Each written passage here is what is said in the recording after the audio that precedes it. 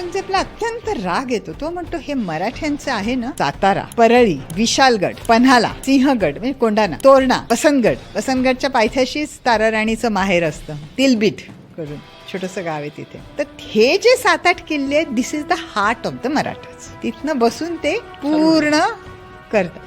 हेच किल्ले मी घेतो. हे घेतल्यावर ना रहेगी बासुरी ना रहेगा म्युझिक. तर तो स्वतःच येतो बरं का. साताऱ्याच्या किल्ल्याची लढाई इतकी रोमांचकारी आहे की त्या लढाईसारखी मी लढाईच पाहिली नाही. कसा तो घेतो तो साताऱ्याचा किल्ला, पूर्ण दारुगोळा, अनेक टनचा दारुगोळा ठासतो त्या किल्ल्याच्या खाली 2 खोल्या करून दगडात आणि तो उडवतो. पण तो उडवल्यानंतर जी भिंत कोसळते त्याच्या खाली 3,000 ते 4,000 मुघल एका क्षणात मरून जातात. तिथे जेव्हा ही लढाई चालू असते तेव्हा बातमी येते छत्रपती रामराजे गेले, the king of the Marathas is dead. तेव्हा औरंगजेब म्हणतो खलास, now we won the war. ये 1700 साली झालंय. हां, so this is a deranged 80+ year old man who is actually possessed. Idea काय त्याची, दार अल इस्लाम. आपल्याकडे अजून एक माणूस आहे या इराणच्या युद्धामध्ये, हु इज ऑब्सेस्ड विथ दार उल युनायटेड स्टेट्स.